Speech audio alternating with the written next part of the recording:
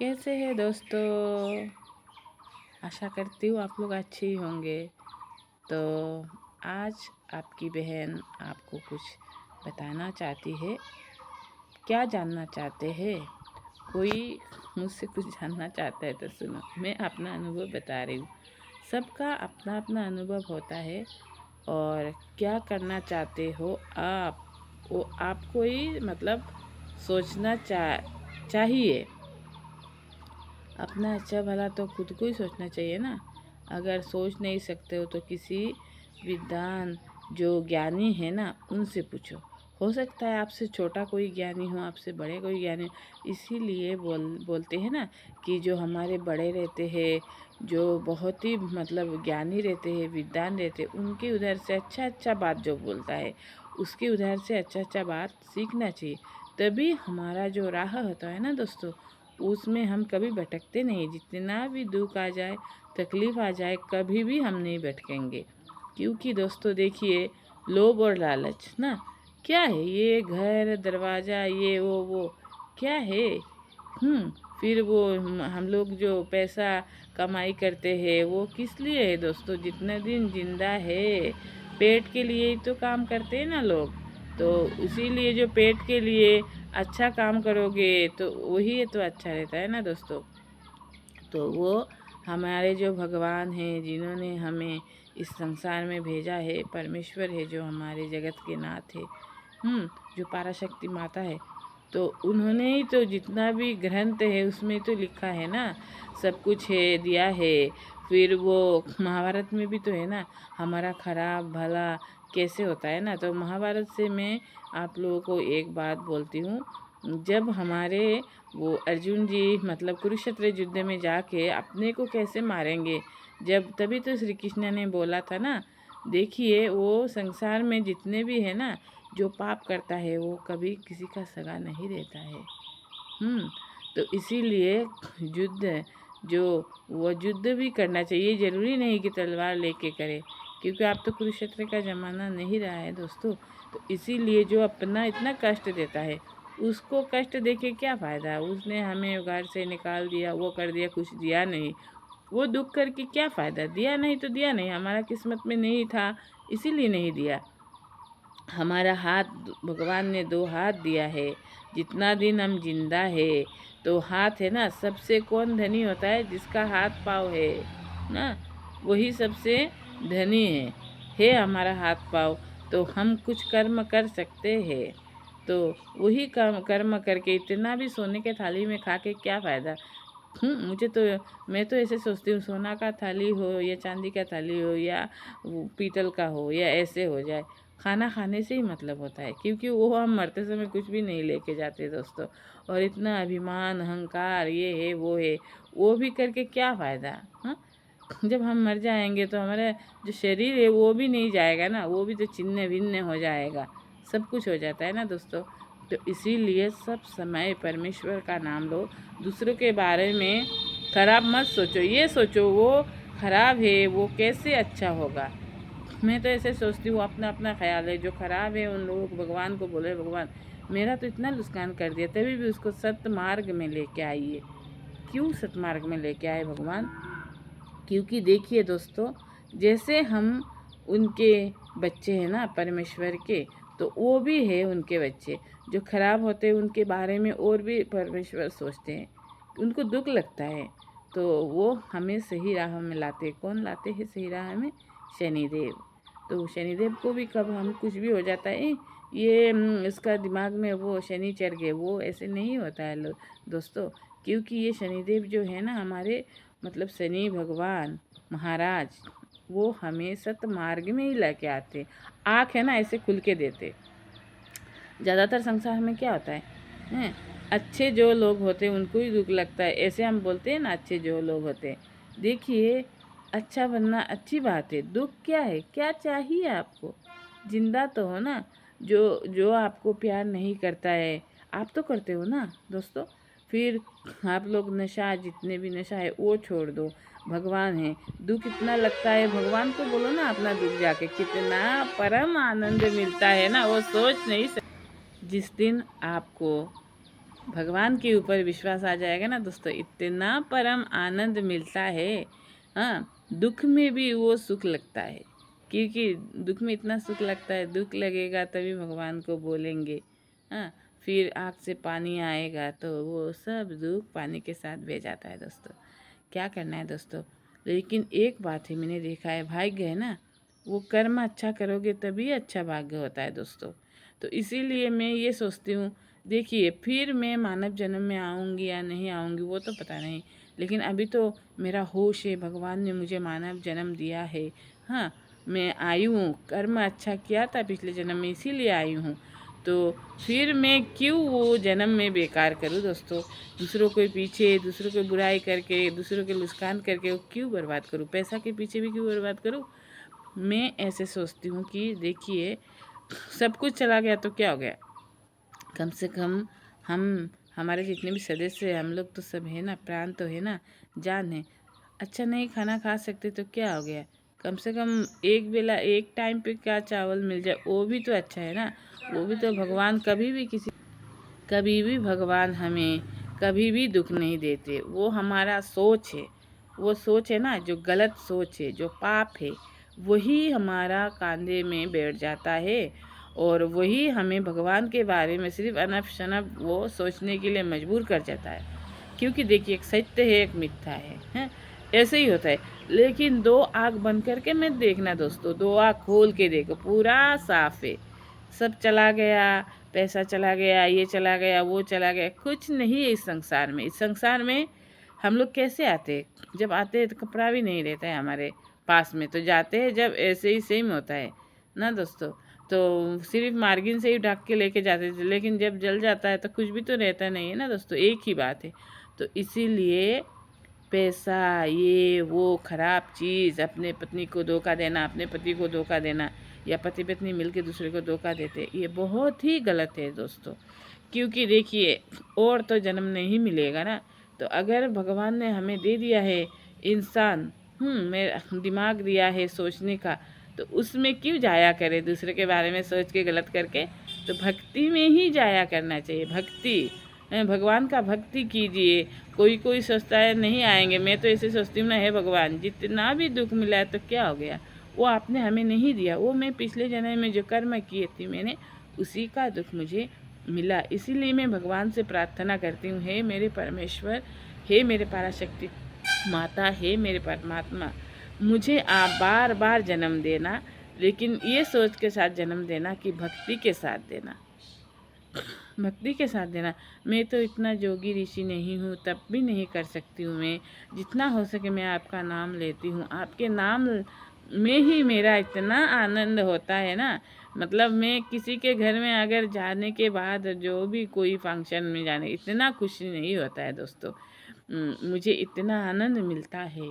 तो आप लोग भी अगर सोचो, सोच के ये करो, कितना आनंद मिलता है। परमेश्वर का नाम लो, पाप काम छोड़ दो, पाप काम छोड़ के सही मार्ग में आ जाओ।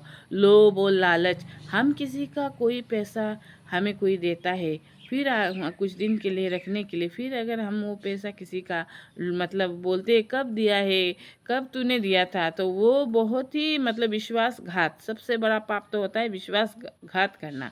तो उससे हम कुछ दिन खाएंगे ना, राजा नहीं बनेंगे। आज वो हो गया तो कल हो सकता है मेरा बच्चा है, मेरा माँ है, मेरा बाप है, वो बीमार पड़ जाए, वो निकल जाएगा। इसीलिए हम कभी कभी, कोई कोई सोचता है ना, मैं तो बहुत चालू हूँ, हम बहुत चालू है, ये औरत चालू है, वो है, तुम तो बुद्धू हो, मैंने तो इसको ठगा लिया।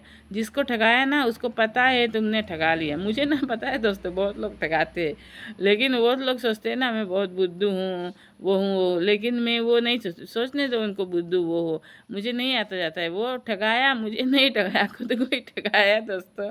क्योंकि पाप करते हैं, लालच करते हैं, लोभ करते हैं, खुद को ही तो ठगाते हैं ना, अपने मार्ग में खुद ही कांटा बिछाते हैं दोस्तों।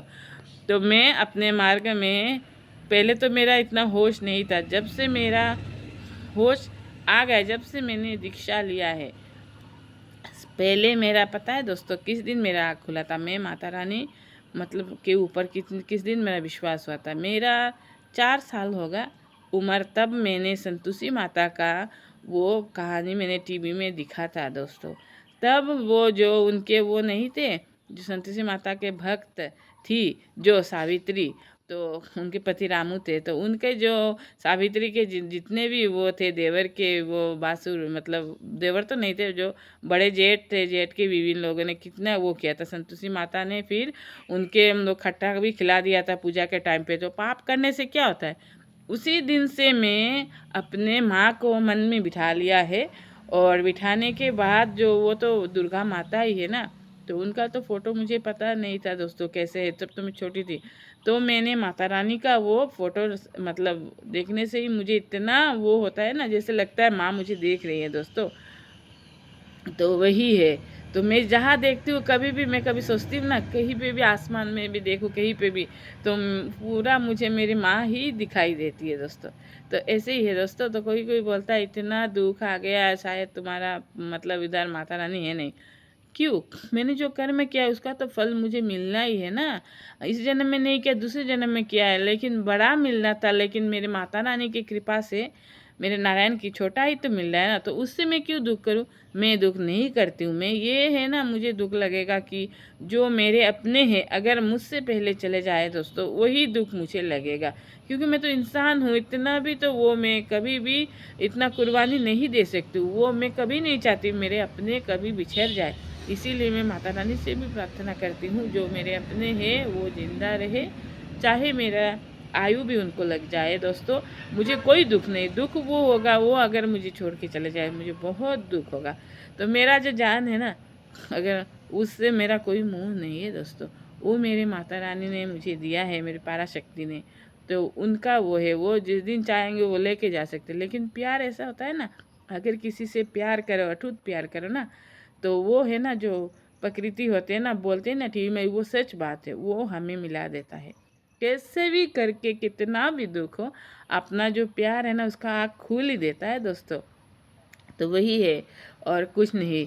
तो क्या है, अपने जो साथी है ना, वो अगर बूढ़ा भी हो जाए, कैसे भी हो जाए, देखने में वो हो जाए, उसको कभी दुख नहीं देना चाहिए, ठगाना नहीं चाहिए, क्योंकि वो जानेगा नहीं। वो क्या है ना, ये शरीर का वो लोभ, लालच, मोह, वो कुछ दिन के लिए है। आंखें खोलो दोस्तों और सत्य मार्ग में चलो, भगवान के नाम लो, धर्म के पद से चलो। ये कुछ नहीं है, ये शरीर भी नहीं जाएगा।